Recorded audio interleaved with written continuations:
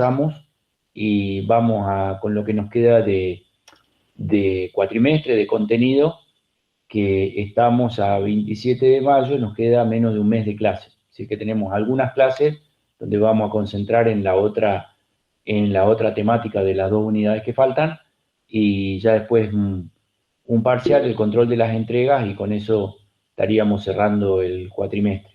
Estábamos mirando con Ana la instancia de paro de la semana que viene, de lo que me llegó hoy de la comunicación a través del sindicato nuestro. Hay un paro el 29 que a nosotros no nos afecta porque es pasado mañana, nuestra clase es los días miércoles, pero bueno, ahí vamos a ver lo que es el paro no docente y tal.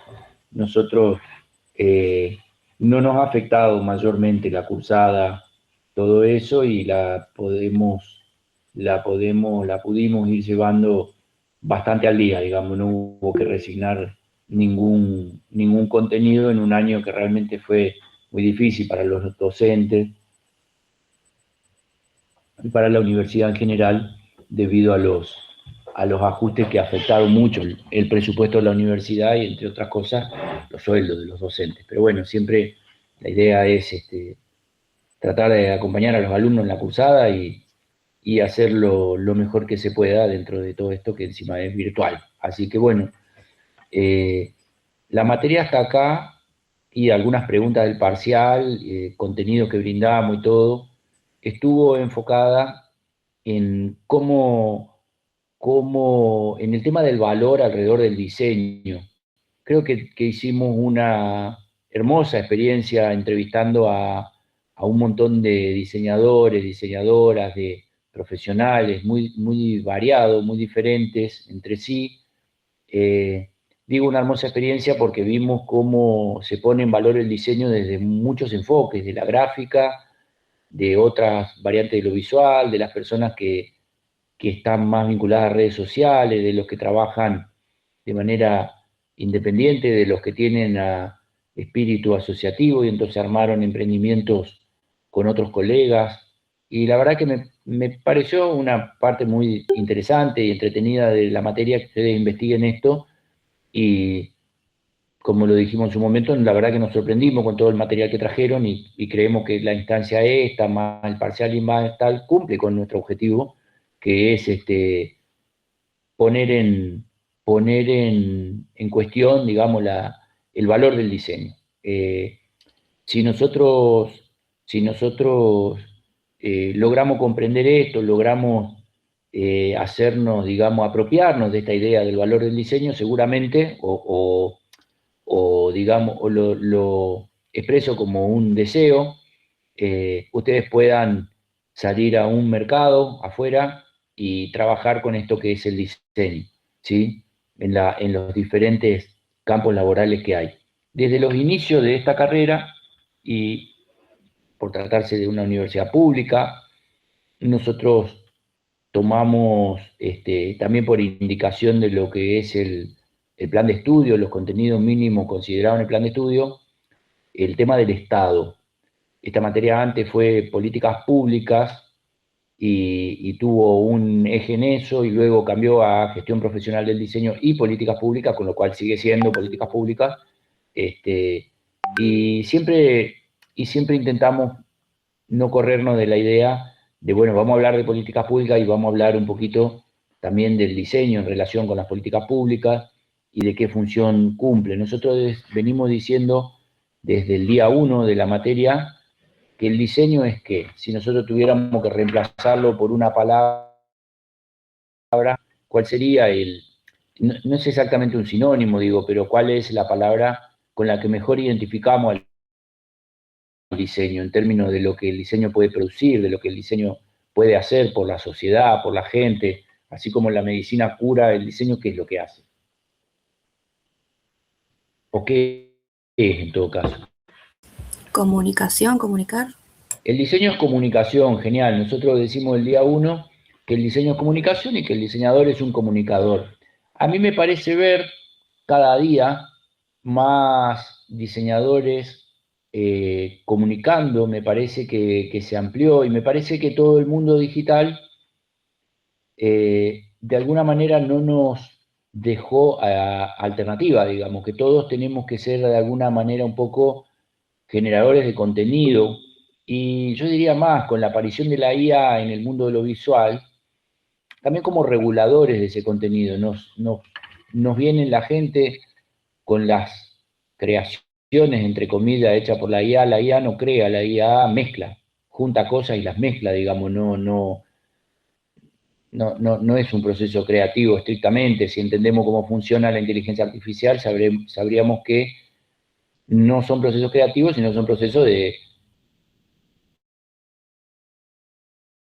causales.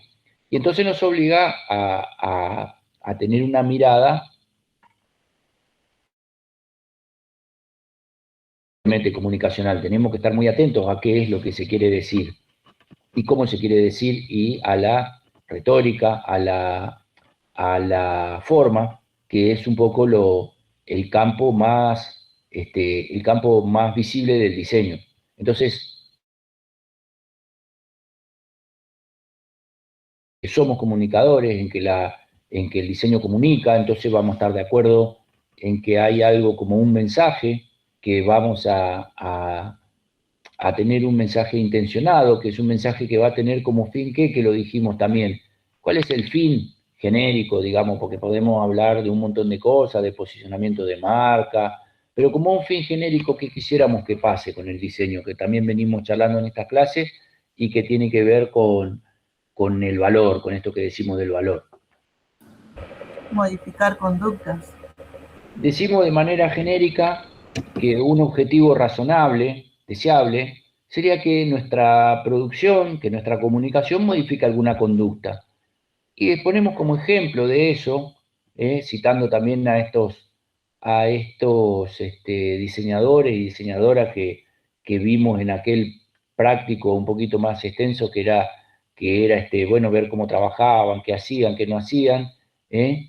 Si antes alguien no compraba, entonces queremos que compre. Si la marca no era conocida, queremos que la conozcan. Si tiraban la basura fuera del cesto, entonces queremos que la tiren adentro. Y si no frenaban en el semáforo en rojo, entonces queremos que frenen. Entonces, inducimos una comunicación, promovemos una comunicación con un fin, digamos. No es una comunicación que tiene una función fática de mantenimiento de un vínculo, sino que es una función intencionada, una función de la comunicación intencionada.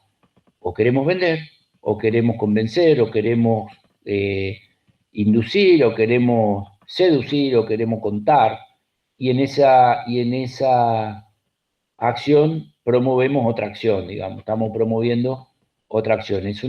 Por eso cuando se premia, por ejemplo, un aviso publicitario, se premia la creatividad, pero también se premia el efecto que eso tiene en la recordación y cómo eso produce, digamos, algo, porque ser solo creativo puede tener como resultado una comunicación errática, digamos, puede ser una comunicación enormemente creativa, visualmente disruptiva, pero luego esa comunicación no producir ningún efecto, digamos.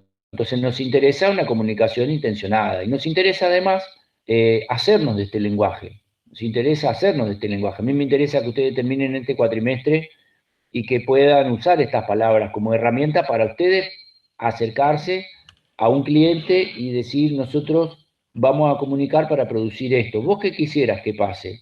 ¿Vos qué quieres que pase con tu marca, con tu producto, con tu ONG, con lo que sea, digamos? ¿Qué es lo que quisieras que pase?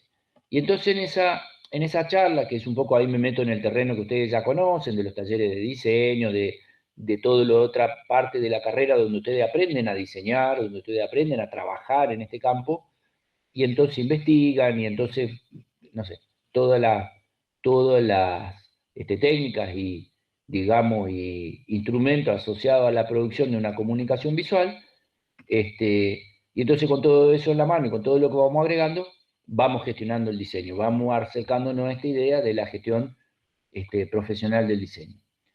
Nosotros hasta acá, y a veces yo por una, digamos, de formación profesional, damos muchos ejemplos del campo de lo privado. creo que nos resulta más fácil, digamos, es más fácil de entender el diseño en el campo de lo privado y a veces se nos escapa un poco lo público. Y sin embargo, lo público es algo que ocupa una dimensión muy importante.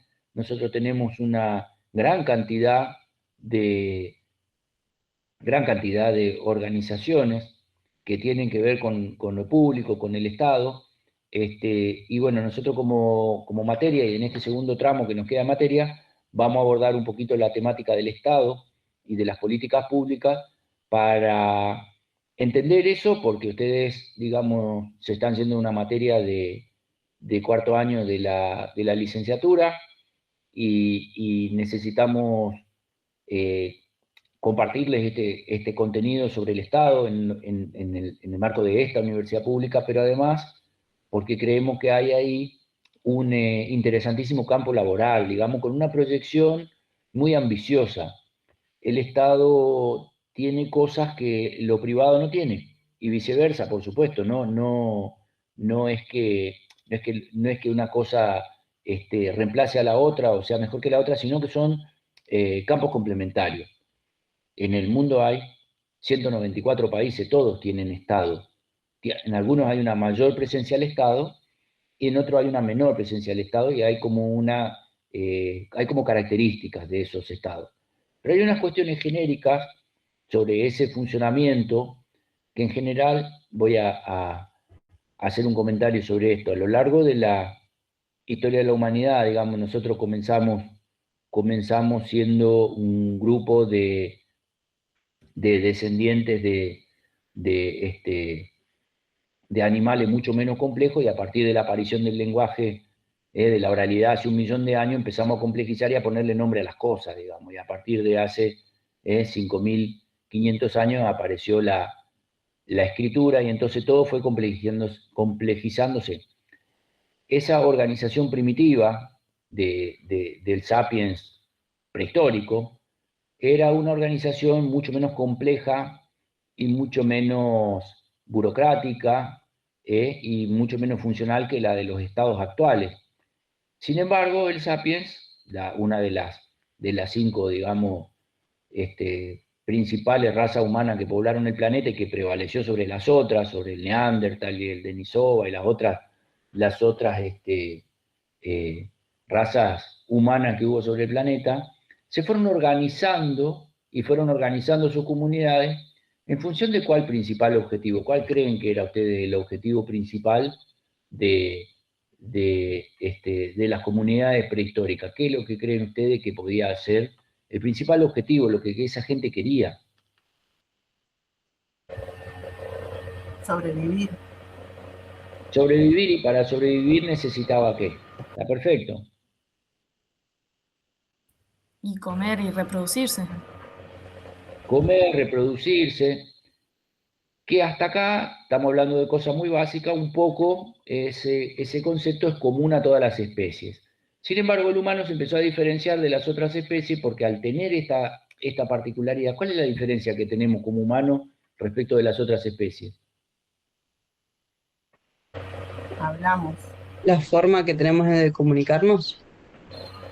Tenemos una forma diferente de comunicarnos y tenemos el hablar. Está muy bien, no sé quién lo dijo porque no veo el nombrecito ahí en la computadora, pero al decir una forma diferente de comunicarnos, estamos dando por hecho que las otras especies también se comunican. Le contesto con una pregunta. ¿Las otras especies también se comunican? Sí. Sí. Las otras especies también se comunican. ¿Cuál es la diferencia que tenemos nosotros? Algo de las Y que cuerdas quizá, vocales. sí, que las personas, los humanos tenemos un lenguaje y códigos como más complejos en esa comunicación, quizá.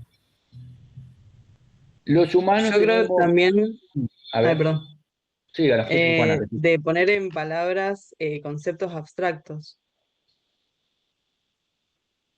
Ahí vamos, ahí nos estaríamos orientando, ¿eh? Con respecto a lo que dijo Constanza, si yo fuera un delfín, te discutiría un poco, digamos, te diría, yo también tengo un código. Y un chimpancé te diría, Sí, yo también tengo un y que código. todos los animales lo tienen. No sé si todos, no sé si las hormigas tienen una comunicación similar o digamos, o si una babosa lo tiene o un caracol, una comunicación, pero ya cuando entramos en el delfín, la ballena y el chimpancé, me animo a decir que son especies que están mucho más cerca a la nuestra en cuanto a esto del código, ¿sí? Algo deben tener los caracoles, también algo habrá, no se comunican, o por lo menos el humano no registra que lo hagan con sonido. En cambio, la ballena sí tiene un repertorio de sonidos que indican cosas, digamos, ¿sí? Pero no está mal lo que dijiste, entiendo para dónde vamos, estamos charlando, no es una clase sobre biología ni sobre comunicación animal, simplemente estamos marcando alguna diferencia. Y por allá Juana le agregó una vueltita de tuerca más y dijo como más complejidad. No sé si dijiste algo así, Juana, ¿qué dijiste? Dije que comunicamos pensamientos más abstractos, o Que ponemos en tenemos esa palabras posibilidad de más abstractas. comunicar abstracto. Puede ser, sí, ahí hay una buena pista de la diferencia. ¿Qué otra diferencia hay muy importante? Está bien por dónde vamos.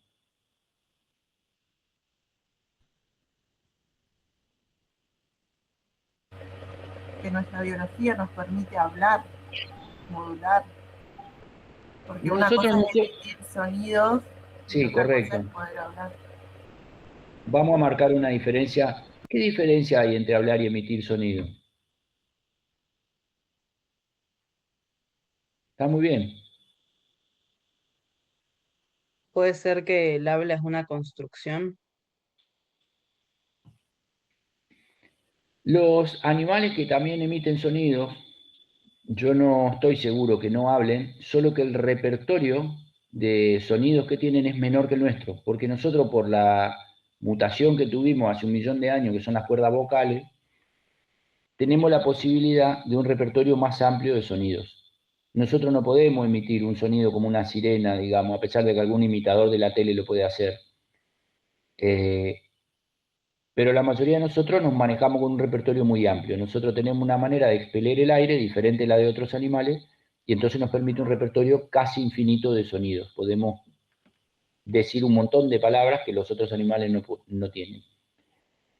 Algunos tienen comunicación verbal, digamos, o no verbal, pero nosotros tenemos una diferencia y esa manera diferente, y quiero ir a un punto específico, que es la escritura, ¿sí? Como punto de inflexión, como punto de diferencia, más allá del habla y de esta diferencia que estamos mencionando, también marcó otra diferencia muy importante con la comunicación humana que los animales no tienen. Lo vimos en Historia 1. ¿Qué podían hacer los humanos que el resto de los animales no hacía, digamos? O lo podía hacer, pero solo como repetición continua, digamos. ¿Qué es lo que hicimos nosotros con la escritura, a diferencia de los otros, de las otras especies? Ya lo hacíamos con la Dejar, oralidad, pero con la escritura. ¿Eh?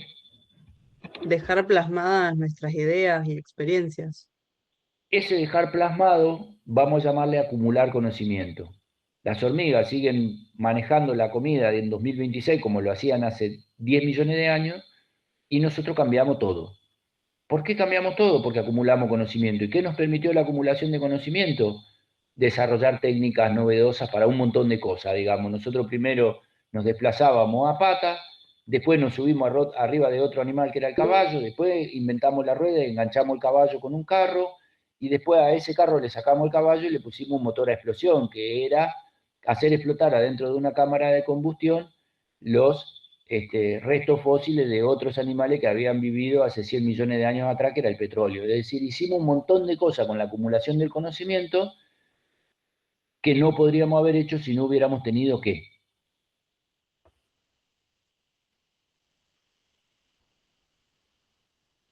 ¿Qué es lo que permitió acumular conocimiento?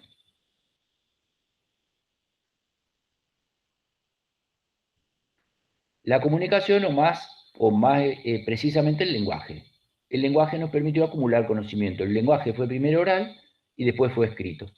Y en la medida que fuimos acumulando conocimiento, nos fuimos organizando.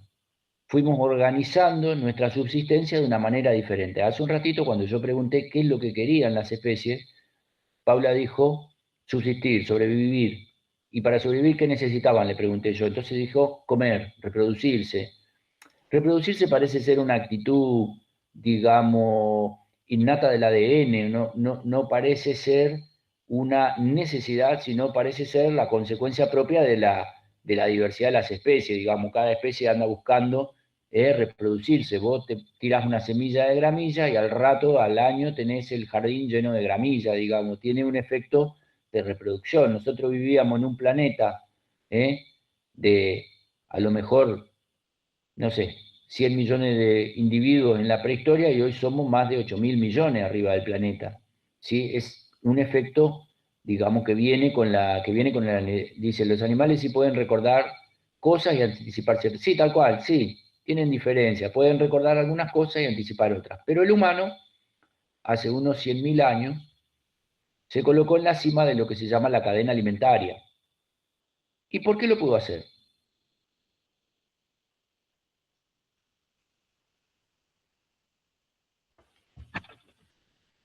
¿Por qué lo pudo hacer? ¿Por qué pudo colocarse en la cima de la cadena alimentaria? Relacionemos con lo que dijimos recién. Acumular Sí, que porque quizá lo que volvió al humano dominante es que, bueno, como decimos, desarrolló como este lenguaje complejo y pudo transmitir información, como enseñar, contar historias, advertir peligros, coordinarse entre grupos, por ejemplo. Y eso también lo pueden hacer otros animales, por ejemplo, los lobos que se pueden coordinar mediante la caza, pero el humano como que puede agruparse en mayor cantidad y también tenía esto de la inteligencia social, de pensar en sociedad, supongo. al tener la capacidad de abstracción pudo cooperar en comunidades mucho más grandes. Los países son comunidades que cooperan de donde yo coopero con gente que no conozco. Los animales eso no lo tienen. Los animales solo cooperan con individuos que conocen, que pertenecen a una comunidad que conocen. Es decir, el elefante forma parte de una comunidad como lo forma parte el mono, pero en esa comunidad donde la que forma parte, los 20, 30 o 50 o 100 individuos de la comunidad, ese elefante los conoce. Mientras que el humano, cuando llega al mundial, hincha por su país, pero no conoce a los otros 49 millones de personas que integran el país. Simplemente adhiere a una idea que es abstracta y, para agregar un dato, imaginaria.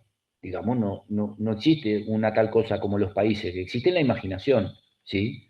Nosotros nos imaginamos que somos Además, argentinos y punto. Sí, profe, perdón, esto de sí, que también que somos buenos cooperando, bueno, con individuos que no conocemos, no es común en la naturaleza. De hecho, como dice usted, no existe casi.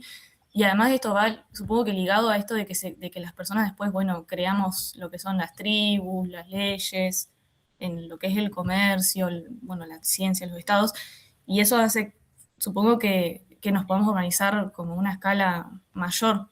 Sin contar también esto de que se fueron creando herramientas y cosas en el camino, pero sí, es como que fue una evolución como además de biológica, más cultural, si se quiere, o de sociedad. Al menos yo lo pienso así, lo imagino así. sí, tal cual. Nos evolucionamos y entonces desarrollamos formas de organización más complejas.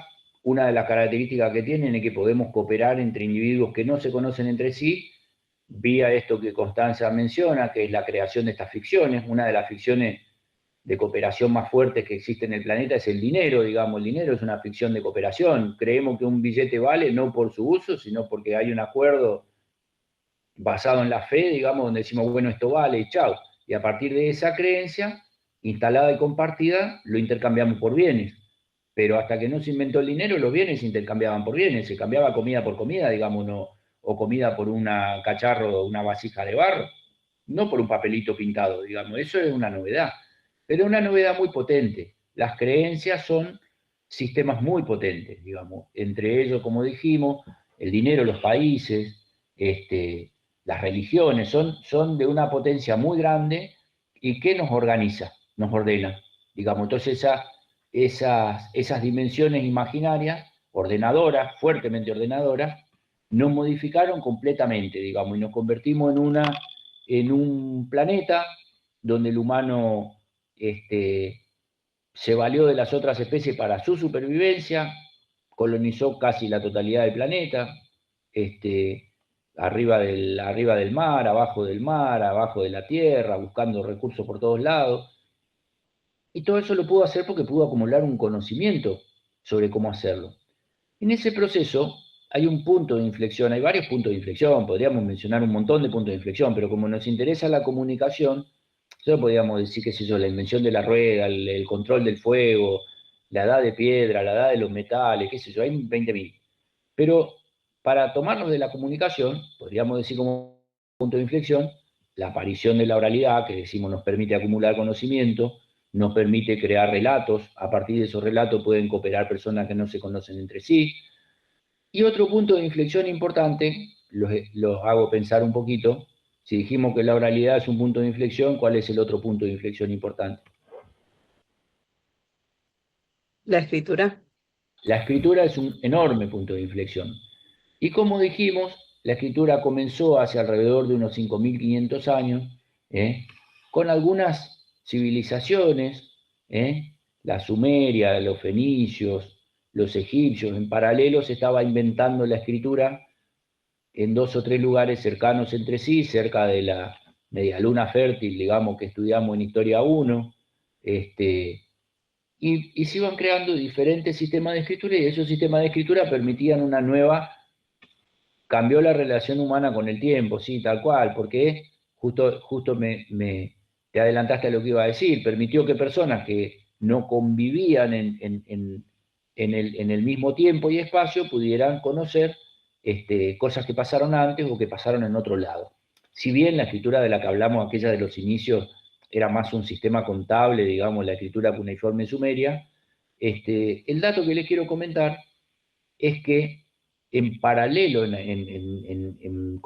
manera contemporánea a aquellos inicios de la escritura, se creaba un nuevo fenómeno en la forma de organización humana. Cuando nosotros nos imaginamos el humano prehistórico, digamos, el tipo que estaba refugiado en una cueva, saliendo a cazar un guanaco a la mañana, qué sé yo, no sé, o a la tarde, no sé cómo estaban organizados, y matando el guanaco para sacarle, comer la carne y usar el cuero para abrigarse, y los huesos del guanaco para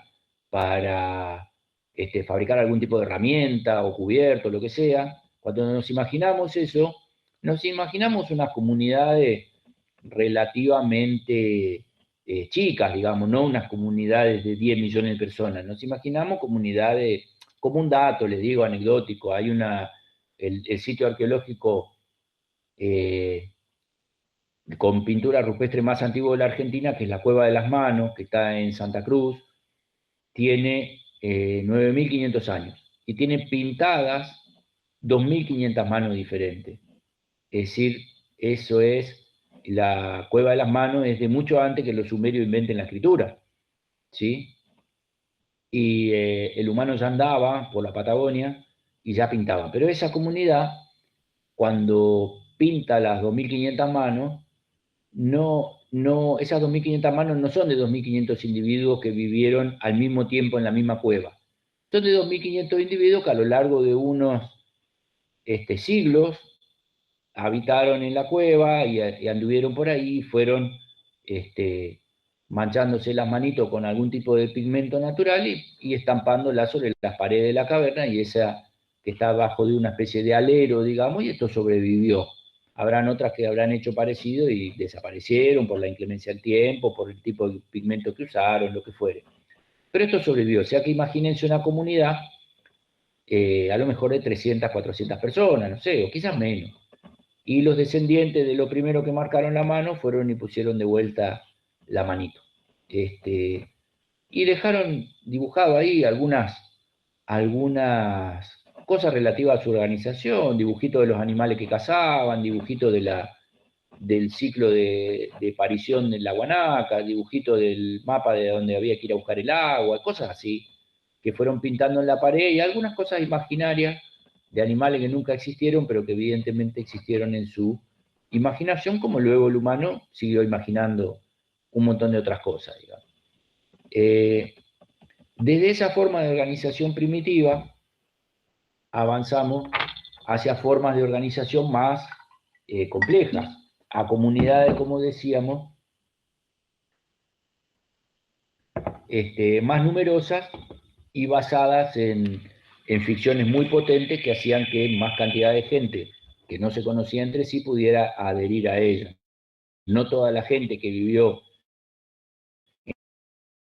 en el Imperio Romano necesariamente conocía al César, digamos, a la principal autoridad o a los senadores que estaban en Roma, porque el imperio tenía una extensión geográfica enorme.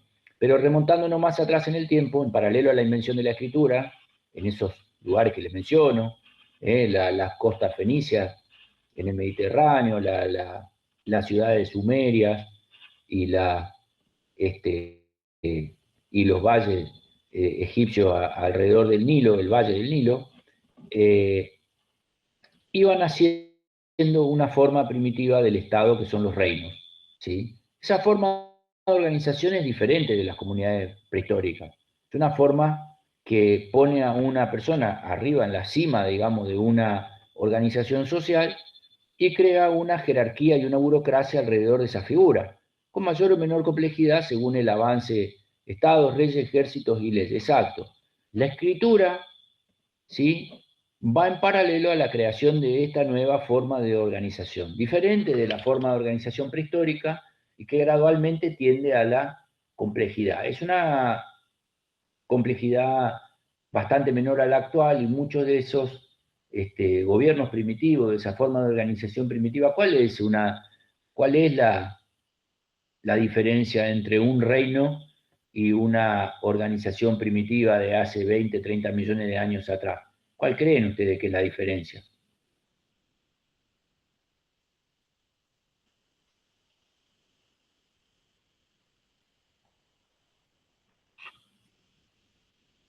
Capaz el poder que una persona podía ejercer por sobre los demás. Puede Quizás ser que haya habido, puede ser, me cuesta imaginarme una sociedad primitiva más democrática, pero pero es posible que así sea, digamos, que haya habido menos verticalidad en la jerarquía, pero sobre todo creo que una diferencia fundamental es que el reino le agrega una dimensión imaginaria, porque el rey no es ya solo el sabio de la tribu, el anciano de la tribu, o digamos, o el guerrero más eficaz en la batalla, sino que también tiene la dimensión imaginaria, digamos, ya no es solo esto, sino que además intervienen, eh, sí, una complejidad simbólica y social, ¿eh? Entonces capaz que este rey no solo no solo es esta persona, o puede ser o no ser, digamos, el mejor guerrero o el anciano más sabio, sino que también se agrega una dimensión imaginaria que es la relación o el diálogo con unos supuestos dioses de la época, digamos. Entonces, esta nueva dimensión complejiza, tal cual como dice acá la compañera, y crea como otra dimensión para analizar, para mirar el fenómeno, otra complejidad y, y todo otro montón de información acumulada, ¿sí? Con la creación de normas. Habrán habido monarcas más absolutos que decidían sobre la vida y la muerte de la gente, y otros que eran más prácticos y democráticos, que solamente trataban de organizar a esa sociedad de la que reinaban para la supervivencia y la administración de los bienes. Pero desde aquella forma de organización, digamos, no le vamos a decir primitiva, vamos a llamar primitiva a la otra, de esta segunda manera de organizarnos, de la aparición de este fenómeno eh, más imaginario, más abstracto, de los reyes, de estas jerarquías, vamos pasando a formas diferentes, digamos, vamos transitando caminos diferentes y caminamos siglo tras siglo, guerra tras guerra, por diferentes formatos, digamos, de organización. Unos, entre, qué sé yo, a 400, 300 años antes de Cristo, aparece una civilización muy potente y muy importante para entender lo que es la civilización occidental, que es la civilización griega. Y ellos incorporan un concepto que nosotros le vamos a llamar democracia, y que estudiamos en alguna vez en la primaria, en la secundaria, no sé, la democracia griega, que es una democracia particular, no se parece a la nuestra. porque es democracia por un lado, es decir, que había gente que se reunía en una plaza. La democracia griega es democracia directa. Grecia no era, durante muchos momentos, con excepción del reinado de Alejandro Magno, digamos, ciudades-estado, no era un reino, sino que eran diferentes ciudades-estado, y una democracia directa, donde la gente se reunía en la plaza y votaba. Más exactamente no es la gente, digamos, alguna gente, porque por un lado había quien votaba y por otro lado habían esclavos, digamos que no era una democracia como la conocemos nosotros.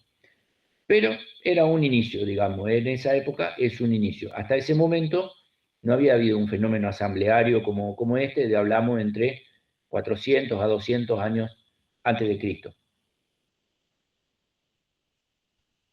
Y de ahí van apareciendo, los romanos toman cosas de los griegos y crean un senado y crean un órgano de debate, y diferentes civilizaciones van adoptando diferentes formas. No quiero extenderme en la clase de historia, a mí me encanta la historia, como ya se pueden dar cuenta, sobre todo los que ya se están durmiendo,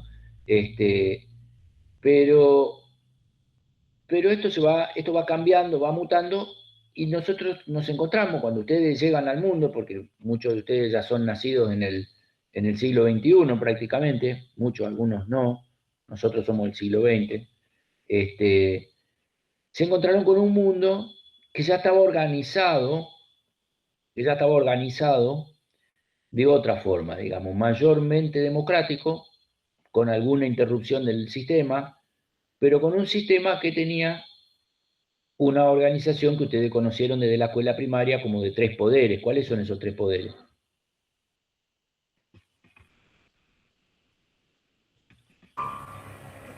Ejecutivo, legislativo ¿Y cuál más? Está bien, vamos bien. judicial. Judicial. El 66% lo sabíamos perfecto. Bien.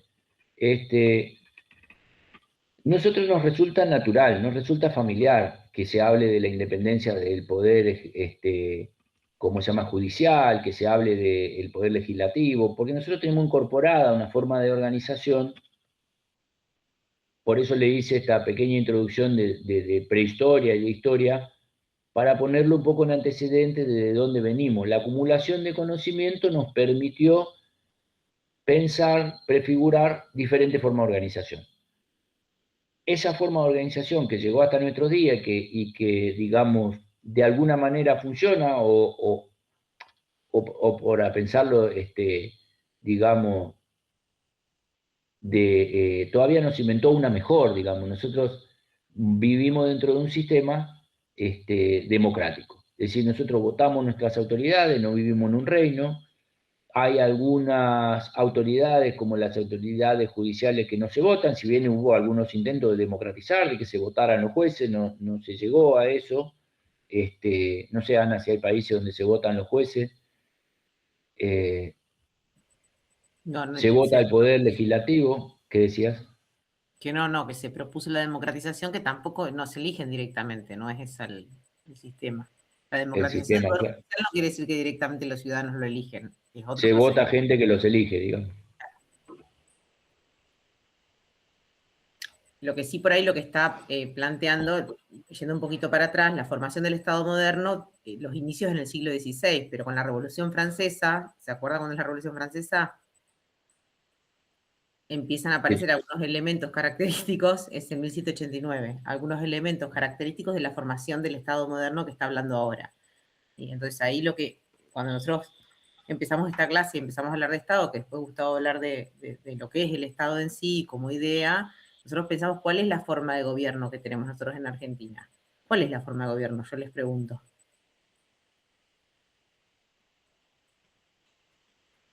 En la Constitución, arrancando, no el preámbulo, pero ahí. 36, ¿sabes? ¿Alguno tiene que saber? O ya la está googleando. Profe, no, es la República, profe. La República. Supuestamente es federal. Pero federal es un elemento. ¿Qué más? La forma de gobierno. Representativa y republicana, pero el federal, entre comillas. ¿Cómo es? Republicana era y representativa. Representativa, republicana y federal. Miren la Constitución, así arranca, no por el preámbulo. dice cuál es la forma de gobierno argentino. Entonces, un poco lo que está contando Gustavo, que iba intercambiando con Paula, que esto que están diciendo de la división de poderes es una característica de cuál de estos elementos de la forma de gobierno. ¿De representativo, de republicano o federal? De república, de republicano. Una de las características de la república es la división de poderes y la autonomía entre esos poderes. Ustedes la están describiendo en este momento. Y de representativo y de federal, ¿cómo lo caracterizarían? Igual, entre comillas, no es lo único para explicar la república, ¿sí? La división de poderes, porque la periodicidad de los gobiernos también, ¿sí? De los gobiernos electivos es una característica, ¿sí? Que los gobiernos tengan un periodo de vigencia y que se renueven. Eso también es una característica de la república, muy importante, ¿sí? Así como que también como que los actos son públicos. Por eso existe un boletín oficial, un sistema donde se va publicitando, se está publicitando todos los actos de gobierno, ¿sí? Esas son características de la república. Y yo les pregunto, ¿y de federal cómo lo caracterizarían? Esto que está diciendo ahí Constanza, con autoridades con mandatos limitados, eso es lo que estoy diciendo yo. Federal, que en teoría las provincias tienen autonomía y, bueno, que comparten el poder con el gobierno nacional. Aunque, Sí, bueno, con así, pinzas, sobre todo hincapié en eso, exactamente, en la división del Estado Nacional en provincias y la autonomía que conservan las provincias. Y por último, representativo.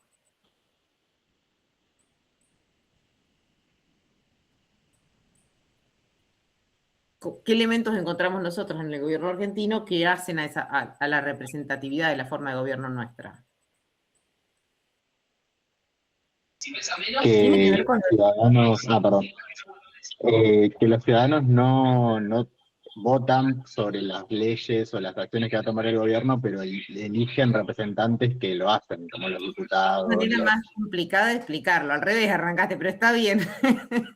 Digamos, es que somos gobernados a través de representantes. En realidad lo que ustedes tienen que vincularlo ahí es lo que charlaron al principio, también a la democracia, ¿sí? Que el pueblo no gobierna, sino es a través de sus representantes, ¿sí? Existen algunos instrumentos de democracia directa regulados en la Constitución, que a veces se habla del plebiscito, ¿sí? Los vinculantes o no vinculantes. Existen algunos instrumentos, pero no es lo que nosotros estamos acostumbrados, ¿sí? La democracia directa, la forma de participación directa. Pero está bien, Mateo. Entonces, esa es un poco la caracterización que tiene la forma de gobierno, un poco muy arrebatada, ¿no? Porque es mucho más complejo la explicación de toda la forma de gobierno, un poco están diciendo ahí lo limitado, la periodicidad de los mandatos, la publicidad de los actos de gobierno, la división de poderes, y el federalismo, que también hace la complejidad de nuestros sistemas, porque eso hace, y con esto termino, el federalismo hace que cuando el gobierno emite o realiza políticas públicas, la pueden hacer de los distintos niveles del Estado. ¿Cuáles son los niveles del Estado?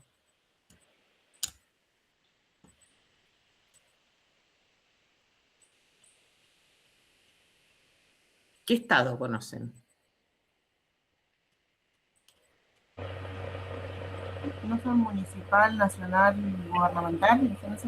Gubernamental son todos, ¿sí? Gubernamental es gobierno. El gobierno puede ser nacional, puede ser Provincial municipal sería. y provincial, exacto. Los tres niveles, ahí los dijo Paula, nacional, provincial y municipal, ¿sí? Entonces, dentro de esos tres niveles y las relaciones que se dan esos tres niveles, ahí es donde queda en evidencia la complejidad de ese sistema federal. Y eso se traduce en hechos concretos, en políticas públicas concretas, en articulaciones, en afinidades políticas o no. Digamos que en definitiva hace que se facilite o no la ejecución o implementación de determinadas políticas públicas, entre las que están muchas cuestiones que nos afectan en lo cotidiano, en lo profesional y demás. Si ustedes escuchan un poco en la radio y demás, donde hay articulación entre los niveles del Estado, digamos, la universidad misma, ¿de quién depende? ¿De qué nivel del Estado? Nacional. Sí, ¿y la escuela, primaria y secundaria? Gubernamental. Provincial. Vuelvo, Paula, gubernamental es todo. Sí, ¿No? De la provincia. Son todos La los- universidad, perdón, una consulta. La universidad de Río Negro, ¿no? En nuestro caso, ¿recibe ayuda también de la provincia No. o no? Las ok. universidades en general, como regla, son nacionales. Por eso el conflicto es con el gobierno nacional actual, ¿sí? ¿Se entiende? Porque la provincia no interviene. Sí, y esto como para ponerlo un poco ahí y que vean la complejidad del sistema federal, en algún momento aparecía esa idea en los medios nunca una comunicación oficial, que apuntaban a la descentralización, a que las provincias se hagan cargo. Esa es una manera de ajustar, de achicar el Estado nacional. ¿Qué es lo que pasó? ¿Con qué otra política? Por ejemplo, con vialidad, con las rutas está pasando, ¿sí? Las rutas nacionales, hay un proceso, no sé si están más o menos informados, digamos, de un estado claro de abandono, de que se decide no poner recursos. Eso corresponde al Estado nacional. Los que por ahí todos nosotros atravesamos la ruta 22, esa es nacional. Corresponde la sostenibilidad, el mantenimiento y las mejoras al Estado nacional. El Estado nacional, lo que empezó en un proceso en general en el país, es a concesionarlas, en algunos casos las provincias se presentan y demás, no hacerse cargo de eso que históricamente se hacía cargo del Estado Nacional. Todo eso tiene que ver con una, que habló Gustavo un poquito al principio, de una idea, de una visión, ¿sí? De cómo organizarse, ¿sí? En este caso es de que el Estado sea chiquito, que lo hagan las provincias o que lo hagan empresas, básicamente, ¿sí? Entonces está como en ese proceso de cambio, de transformación en torno al rol del Estado, ¿sí? Y los distintos niveles que ustedes están viendo acá. Alguien dijo ahí el nivel secundario, el primario, el inicial obligatorio. De hecho, profe, perdón, por ejemplo, nosotros hace unas par de semanas habíamos entrevistado al intendente de Luis Beltrán en otro seminario y él nos hablaba de esto que desde Luis Beltrán mucho no pueden hacer porque el gobierno nacional no está ayudando ni a las provincias ni a nada. Sí, bueno, la situación evidentemente que le comenta el intendente debe ser una situación repetida en todos los municipios. Hay un proceso, digamos, de vaciamiento, porque muchas veces las políticas que tiene el Estado Nacional, sociales, de desarrollo, donde las quieran poner, se implementan en un territorio. Ese territorio está en un municipio, ese municipio está en una provincia. ¿Se entiende? Entonces esa ejecución que muchas veces, o ese financiamiento del Estado Nacional, tiene implicancias en la ejecución de los municipios y demás, al no hacerse el canal, el asfalto, aunque sea local, no estoy hablando de rutas nacionales, la obra pública que siempre era financiada en muchos casos con el Estado Nacional, eso no está sucediendo, ¿sí? O programas para mejoras habitacionales, de población vulnerable, digamos, de todo tipo de políticas que en general, ¿por qué el Estado Nacional lo hace? Porque la matriz de recaudación del Estado nuestro está centralizada en el Estado Nacional, ¿sí? Con esto queremos decir que los impuestos que más recaudan, los recauda el Estado Nacional, ¿sí? Entonces eso volvería a las provincias a través de algo que se llama coparticipación. El Estado Nacional coparticipa. Y eso aparece, si ustedes escuchan, en permanente debate. Pero tiene que ver esto que estamos charlando acá con lo que dijeron al principio, que es el Estado, el federalismo, que es mucho más largo y más complejo, que lo podemos tratar en otra clase, pero esto habla un poco de las características que tiene nuestro Estado, ¿sí? Que está basado en esa forma de gobierno, ¿sí? Y si queremos ir más lejos, esto que hablan de la división de poderes, ¿quién sería la división de poderes? ¿A quién identifican? ¿Qué es el poder legislativo? Yo pregunto. ¿Quiénes son? Legisladores y concejales. ¿Qué legisladores? Legisladores provinciales. Y hay legisladores nacionales también, ¿o no? Sí, hay legisladores provinciales en Río Negro y nacionales, ¿cómo se llaman? O diputados, hay 2 cámaras, ¿sí? ¿Y el Congreso de la Nación? Exacto, el Congreso de la Nación es el poder legislativo y es bicameral, se dice ahí, diputados y senadores, ¿sí? Como dijo Paula, en la provincia hablamos de legisladores porque en esta provincia hay una sola cámara. Eso no pasa en todas las provincias. Algunas provincias también tienen 2 cámaras en el poder legislativo, como la provincia de Buenos Aires.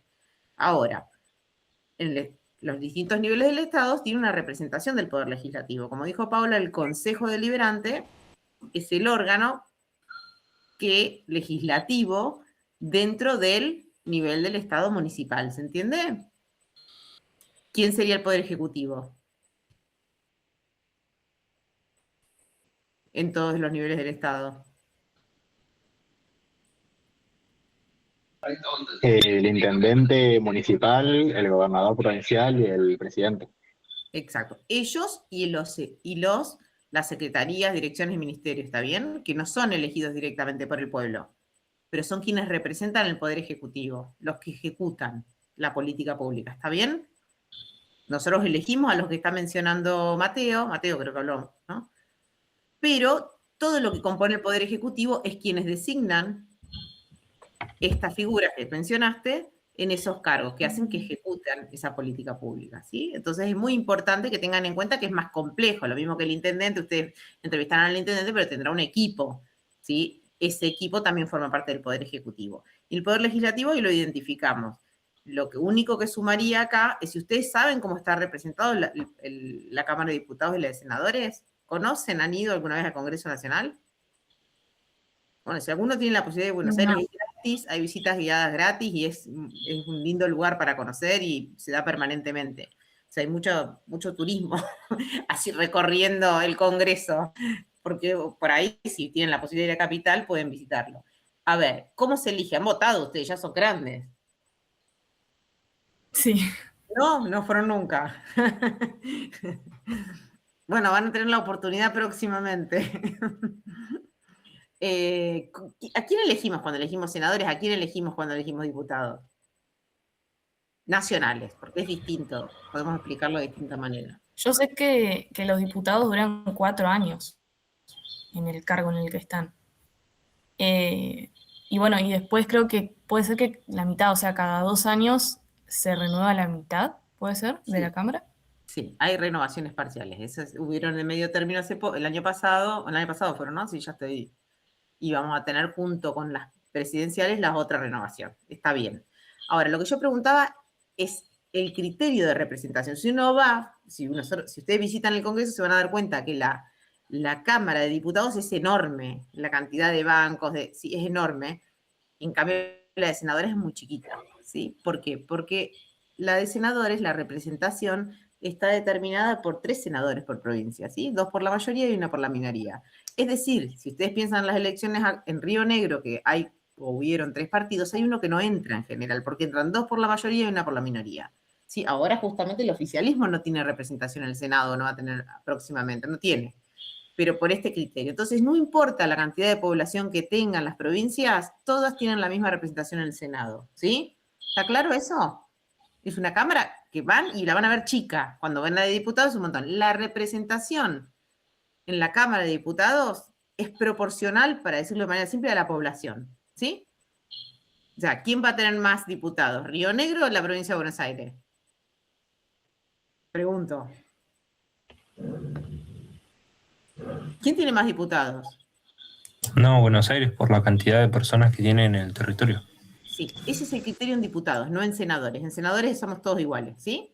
Es importante, ¿sí? Y después ustedes, no es algo que vemos acá, pero ténganlo en cuenta, porque van a ir a votar.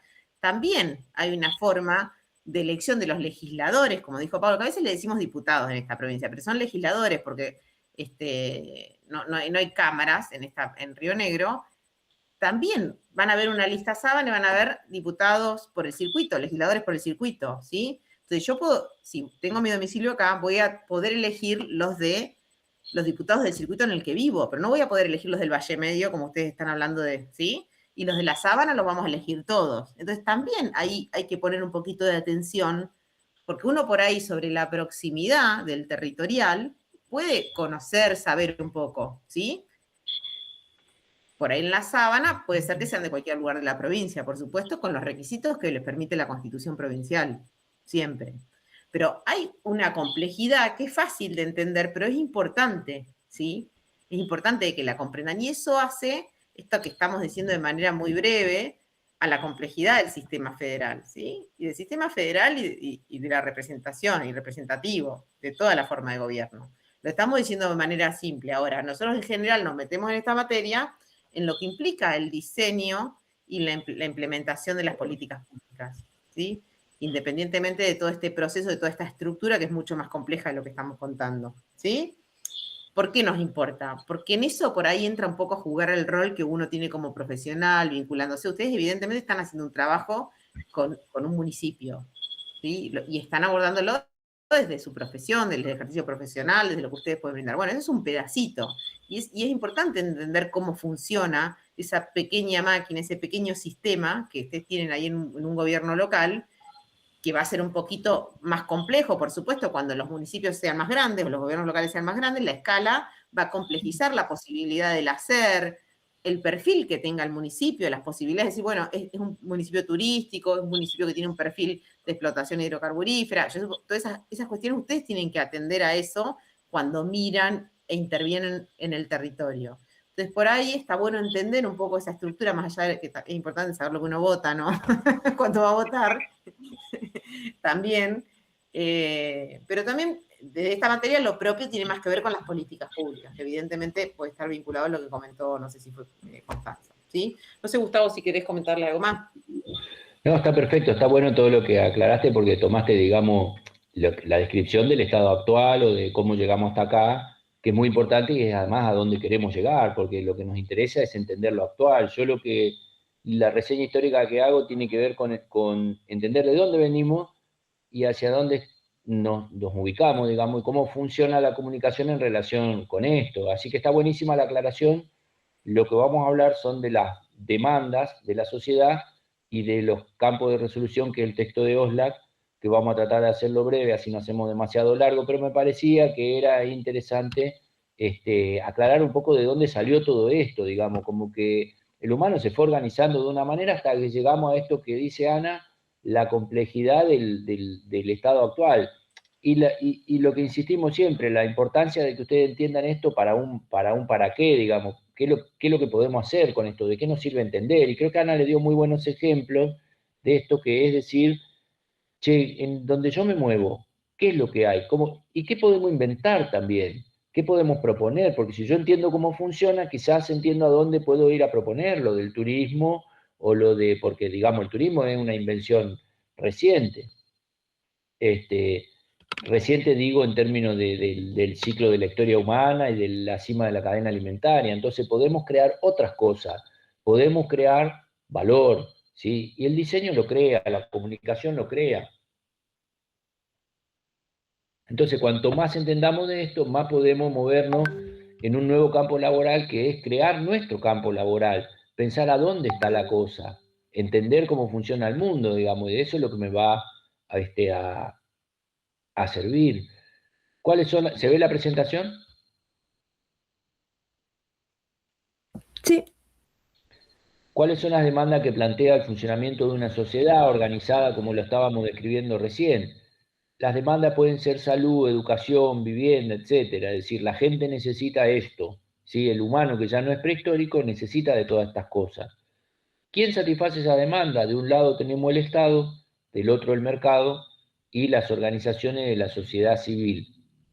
El Estado puede hacer un plan de vivienda y el mercado me puede ofrecer una casa para que yo compre, pero también puede haber una organización de la sociedad civil como un techo no sé qué, y entonces me ayuda a resolver el tema de la vivienda. Durante algunos periodos de historia la solución de las demandas se desplazó más hacia el mercado. En otro momento la ciudadanía del Estado tiene mucho protagonismo en la solución de problemas de la mano de la sociedad, pero para que haya una gestión eficaz, el requisito para una gestión eficaz es disponer de capacidad institucional, y ahora vamos a ver qué es eso. Poseer la condición de lograr un objetivo o resultado a partir de la aplicación de determinados recursos, poder manejar y superar restricciones, condicionamientos o conflictos, poder resolver para lograr el objetivo. ¿De qué recursos estamos hablando? Recursos humanos y materiales, como por ejemplo la fuerza de trabajo, los bienes de infraestructura física, el dinero. Combinar todos esos factores para lograr un resultado. Estábamos en aquella época con el coronavirus, con algunos ejemplos, digamos, que hacen en los estados, que hacen los privados. Podríamos traer ejemplos más actuales, ¿sí? De cómo se resuelve, no sé, pensemos el tema de la salud. El tema de la salud, yo puedo ir a atenderme al hospital público, es decir, la solución de esa organización que es el Estado, o me puedo atender en la salud privada. Para atender estas demandas hay actividades sustantivas que se relacionan con la tecnología básica para producir el resultado que atiende la demanda, y actividades de apoyo en las cuestiones administrativas, logística, de mantenimiento. Las actividades se producen en función de un marco normativo, también de criterios jerárquicos y funcionales. Es decir, si habláramos de, no sé, de educación, la actividad sustantiva sería dar la clase, y la actividad de apoyo sería, no sé, todo lo administrativo alrededor de la universidad, de una escuela. Para lograr objetivos se requiere además la capacidad de generar sinergias, y articular y coordinar, tanto horizontal como verticalmente, con otras organizaciones estatales o privadas. Recién estaba dando el ejemplo, Ana, de preguntándoles a ustedes, y algunos de hecho sabían, sobre los niveles del Estado. Los niveles del Estado deben funcionar coordinados. Ana mencionó el ejemplo de la Ruta 22. La Ruta 22, que es una ruta nacional, de pronto se encontró con el debate a nivel de provincia o municipio, y entonces necesitó de la articulación, y la obra está frenada, parte porque no está el presupuesto de nación, parte porque la provincia o los municipios no estaban de acuerdo de cómo debía ser la obra, etcétera. De lo que se llama articulación, poner de acuerdo, ¿sí?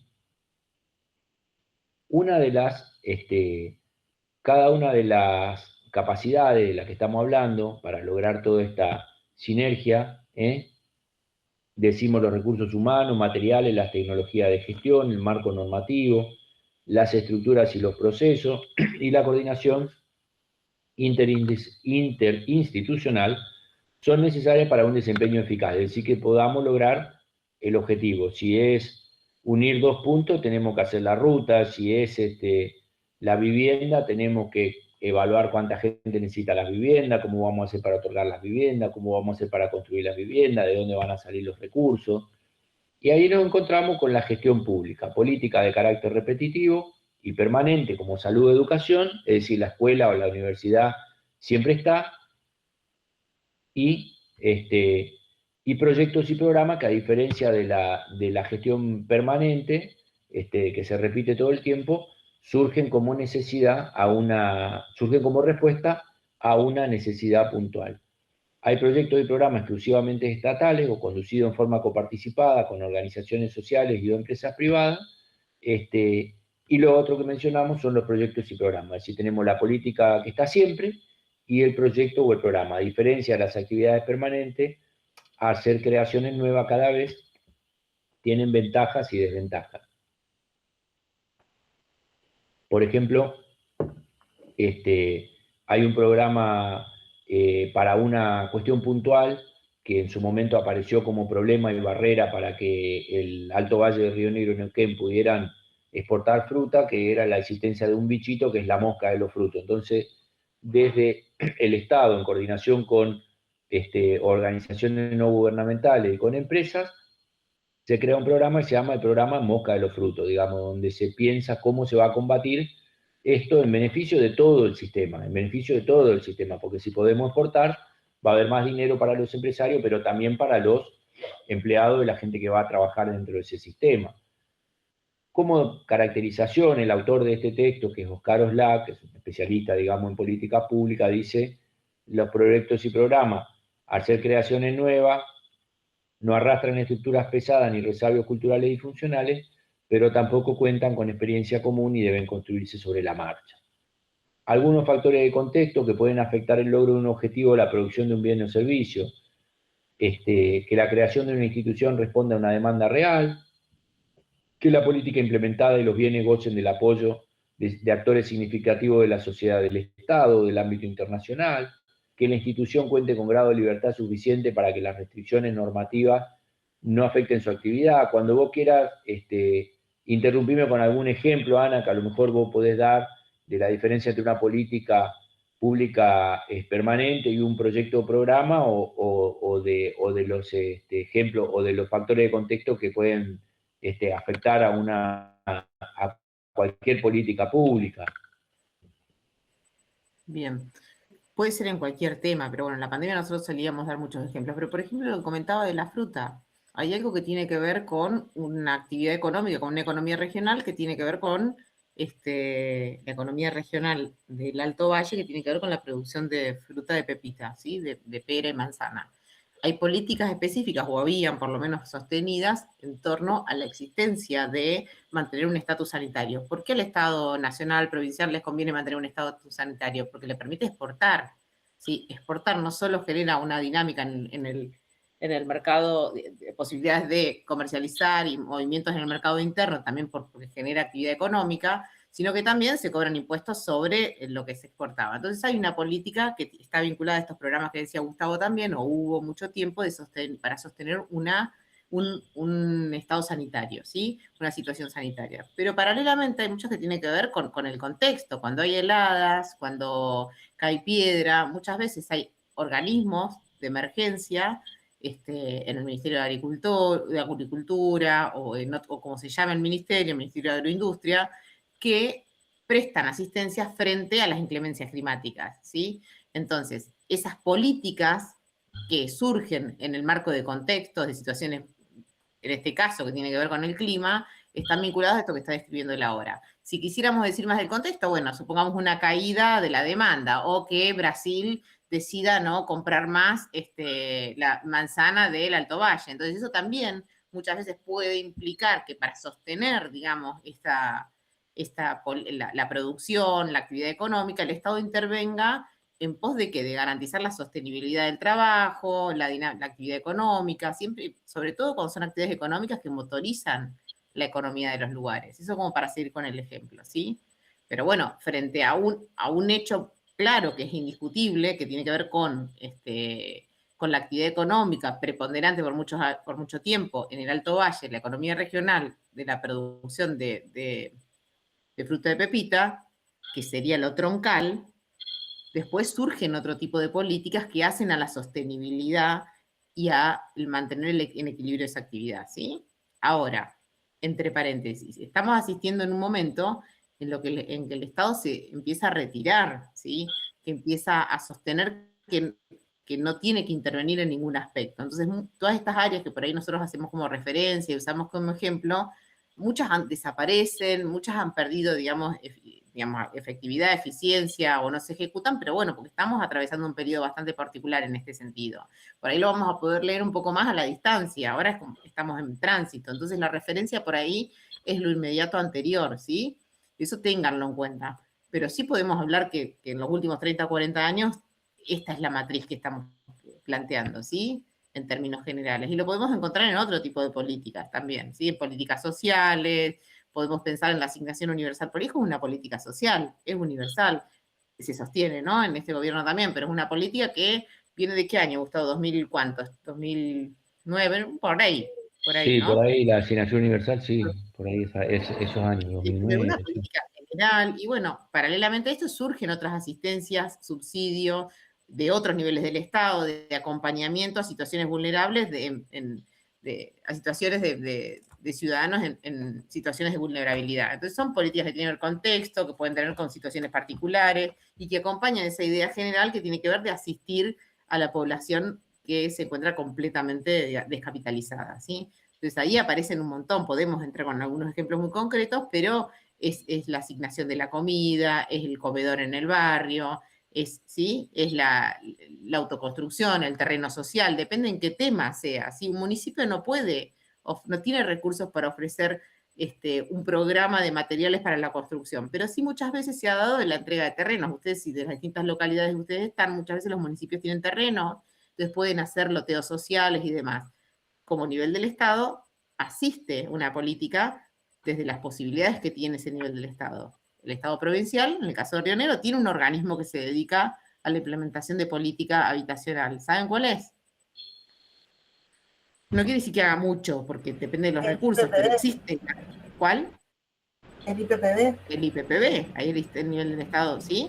Entonces, con algunos requisitos, algunos requerimientos y puntualmente algunos objetivos que se proponen por año y demás, van avanzando en la construcción de algunas viviendas. Y el Estado Nacional también podemos identificar, ha tenido muchísimos programas de mejoras habitacionales vinculados a la población más descapitalizada, mejoras de cambio de letrina por baño, pero después también podemos pensar en un Procrear, que fue un programa que fue de acceso a la clase media, en donde la tasa estaba subsidiada. Eso también es política pública, y un poco como comentaba Gustavo, también a través el sistema bancario, ¿sí? Pero también el Estado Nacional fue el que puso recursos para que se pueda ejecutar ese programa en los términos en los que se ejecutó, ¿sí? Que lo hizo accesible, que hizo que mucha o gran parte de la población pueda acceder a un crédito en condiciones que no hubiese accedido si no hubiesen subsidiado la tasa. Entonces ahí visualizamos en todos los niveles, ¿sí?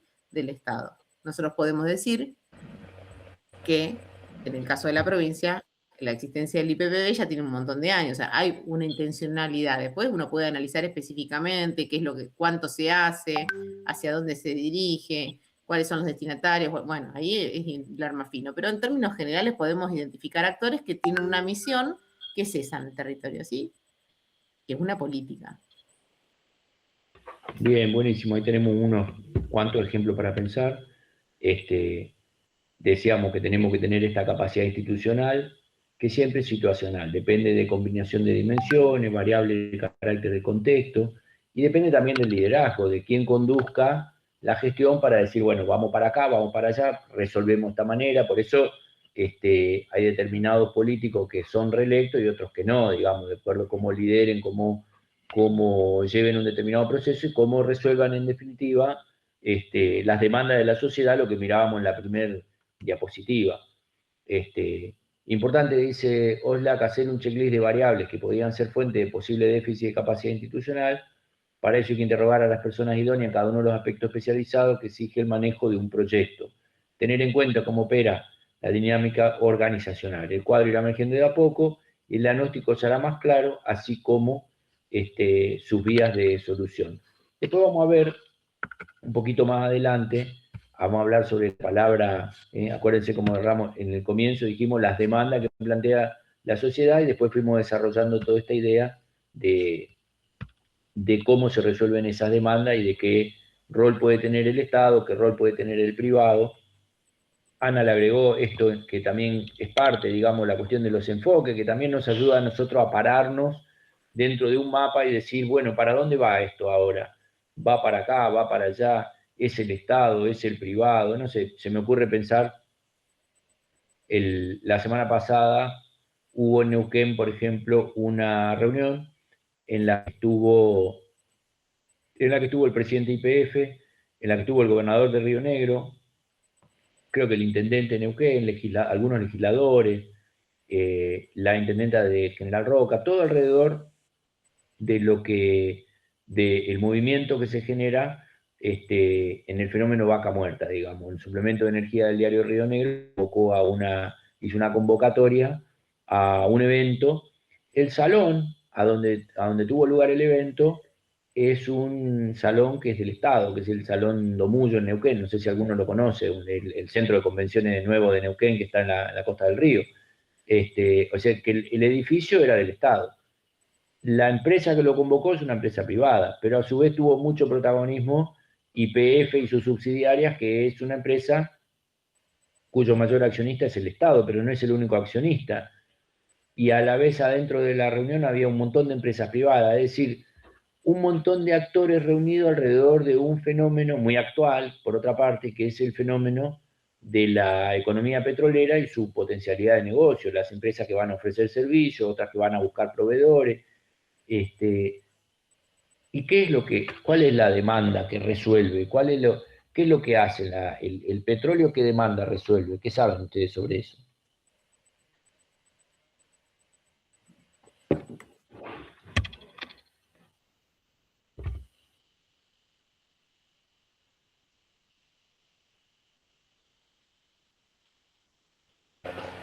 No sé mucho, pero podría arriesgar lo del combustible. ¿Cómo, Paula? Que no tengo idea, pero puedo arriesgar lo del combustible. Claro, el combustible, perfecto. Sí, el petróleo resuelve sobre todo la necesidad de movilidad, digamos, ¿no? Por eso es un negocio muy grande, porque entre las principales demandas que tenemos los seres humanos, tenemos la demanda, dijimos más temprano, de comer, de alimentarnos, pero al propio alimento hay que moverlo, trasladarlo de un lugar al otro, y entonces el petróleo sirve de combustible para eso, pero además el petróleo también es la materia prima del plástico, y es la materia prima de la pintura, y es la materia prima del aceite, es decir, que en lo que va en un vehículo, un motor a explosión, necesita la nafta, el gasoil, pero también el aceite. y la pintura, y etcétera, y todos nos movemos en auto, o en colectivo, o en tren, o en bicicleta, y todo está relacionado al petróleo. Es decir, hay muy pocas cosas que no estén relacionadas a esa industria. Entonces es una industria muy potente, y entonces el Estado interviene en esto, pero también intervienen los actores privados. Por eso doy el ejemplo, digo, de una gestión a donde aparecen todos los actores involucrados, ¿sí? Donde aparece el actor privado que organiza, el Estado que pone el lugar, la empresa que es del Estado que se hace presente, la empresa que es privada que es proveedora de la otra, todos los actores funcionando coordinados en relación con esto.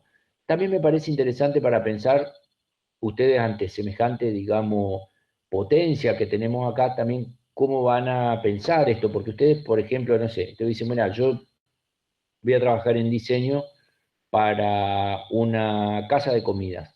Claro, pero para que alguien vaya a comer a la casa de comida tiene que tener un poder adquisitivo, y para que lo tenga tiene que tener un sueldo, y para tener el sueldo tiene que trabajar en un sector que a su vez genere de alguna manera riqueza. Entonces ahí es donde va a intervenir si es la industria del petróleo, si es el sector de la salud, si es público, si es privado. Es decir, como yo entienda ese funcionamiento, me va a permitir incorporarme al sistema, digamos, e ir ahí a crear valor. ¿Se entiende lo que digo o la complicamos mucho entre Ana y yo con nuestras observaciones sobre el Estado y la interacción entre todos los elementos?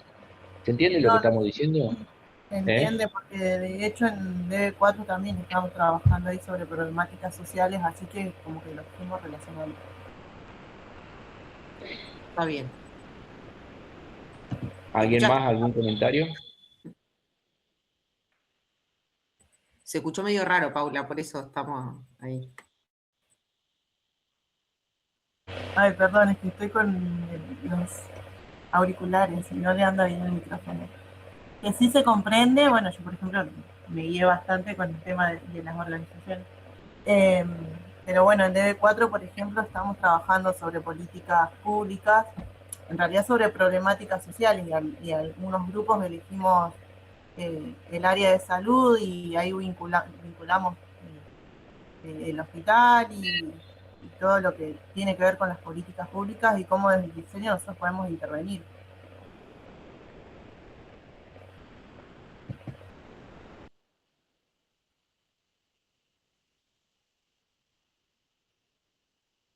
Bien, está bien, Bien. es otro enfoque más. Buenísimo.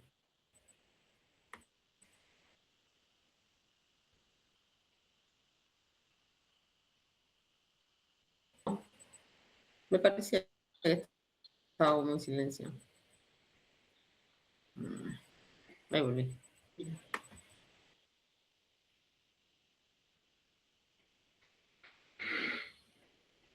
Se me cortó un ratito, me desconecté. No sé si alguien dijo algo o solo silencio.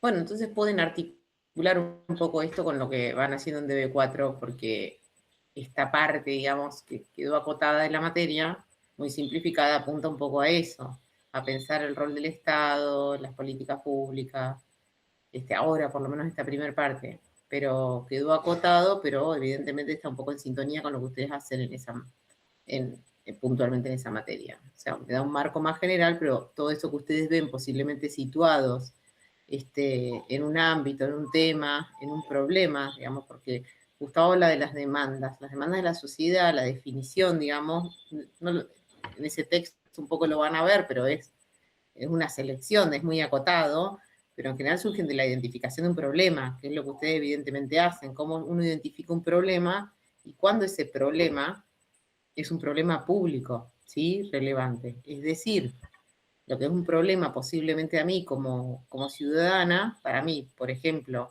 la cuestión habitacional, para mí no es un problema, porque yo tengo casa, pero el reconocimiento de ese problema, sí, como un problema público relevante, tiene que ver con que afecta a un sector de la población importante, con determinadas características y demás. Entonces, vinculándolo un poco con lo que comentó Paula, lo que uno tiene que tener en claro es que la construcción de los problemas es subjetiva, ¿sí? Y los problemas sociales no necesariamente son problemas públicos. Para que un problema sea público, o sea, un problema público relevante, tiene que ser este Estado, este gobierno que nosotros describimos, el que lo tome y lo ponga en la agenda. ¿Para qué? Como una demanda, como lo que describió Gustavo recién. ¿Sí? Y en ese caso, si corresponde al ámbito de lo público, dar respuesta a esa demanda a través de alguna política pública. Siempre las políticas públicas surgen a partir de una demanda de la sociedad, y no, porque muchas veces lo que el Estado interviene o el Estado hace no es algo que la sociedad está percibiendo como un problema. Pero en general lo que nosotros trabajamos es cómo se construye desde el punto de partida de la sociedad, ¿sí? Cuando el problema, ese problema subjetivo, ese problema es social, se dice que es sistémico, ¿sí? Ahora, no siempre es un problema público, ¿se entiende? Sí, profe. ¿Entiende eso? De hecho, por ejemplo, yo puse nuestro caso como ejemplo, pero también hay algunos compañeros seleccionaron cooperativas y otras organizaciones no gubernamentales. Entonces, como que hay un poco de todo en las investigaciones que fuimos haciendo. ¿Qué seleccionaron, perdón? En las problemáticas sociales, que no, yo puse el ejemplo nuestro del estado de salud, pero algunos compañeros eran, por ejemplo, el transporte público, y es la cooperativa, es una cooperativa. Después otras chicas eligieron una organización no gubernamental. Entonces no es solamente elegimos problemáticas que refieran al Estado, sino a la sociedad en general. Voy a hacer una aclaración, un aporte. Una cooperativa no es un problema, ¿sí? O sea, ahí, en la cooperativa, todo lo que nombraste no es un problema. O son actores, entonces ahí Claro, en la definición sí, tal cual. que ustedes hagan, sí, yo entiendo que lo trabajan, digamos, pero es importante la precisión en el marco de esa formulación. ¿Por qué? Porque el transporte público no es un problema, ¿sí? Es la solución a algo. Entonces, el problema vos lo podés definir antes. Seguro que hay un problema en el transporte público, como por ahí hay un problema el funcionamiento de la cooperativa que presta el servicio, digamos, pero por ahí es importante, si partimos de un problema, por eso yo hice la aclaración de lo que es un problema público, o cuando y la importancia de que entendamos que los problemas son subjetivos, ¿sí? Que lo que puede ser un problema para mí puede no ser problema para el otro, pero cuando eso se transforma en algo público, trasciende la individualidad, ¿sí? Entonces, es importante que se defina como problema, ¿sí? Las palabras, los actores, son partes de ese sistema. En cómo funciona ese sistema es donde nosotros vamos a encontrar o vamos a poder definir el problema. O ustedes definir de manera clara el problema, que en el marco de que ustedes están en salud, o sea, hay 800 problemas puntuales, ¿sí? Porque sí, bueno, que funciona mal el sistema de salud, digamos, es muy general. O sea, uno tiene que ajustar eso para intervenir, ¿sí? Entonces, ahí en ese marco vas a encontrar un abanico de problemas. Bueno, cómo uno pueda formular en esa especificidad va a ser cómo uno puede intervenir. Ustedes desde el lugar de ustedes, ¿sí? Pero es importante ajustarlo, definirlo, hacerlo concreto, ¿sí? Porque de esa manera van a poder encontrar una forma de responder a eso, ¿sí? No sé si se entiende lo que digo. No dejarlo en marcos generales, sino ser claro. Sí, entiendo. Siempre, ¿no? En todo lo que me estás diciendo que plantean. ¿Alguno tiene alguna pregunta? No sé, Gustavo, si no tienen preguntas, no sé si hay algo más. Bueno, no, si no hay preguntas, acá estamos. ¿Quedó claro esto último que dijimos? No. Sí, profe, yo lo dije a grandes rasgos, pero sí se entiende. Por eso lo aclaro. Porque resuelto los problemas. Pero fue como a grandes rasgos. Tengan en cuenta lo que nosotros vemos acá, ¿sí? Esto de cómo esto que les estoy planteando de problema, de cuando va a la agenda. Y que el punto de partida sea una definición clara del problema, más allá de las otras cuestiones que estén transitando, es importante para uno tener claridad sobre el rol del Estado, ¿sí? Para poder tener elementos para entender, para juzgar, básicamente por eso. Bueno, dejamos entonces acá y quedamos atentos a ver qué pasa el miércoles que viene. Bueno, profe, gracias. Bueno, nos vemos. Chao, nos vemos. Luego. Nos vemos. Chao, chao. Nos vemos.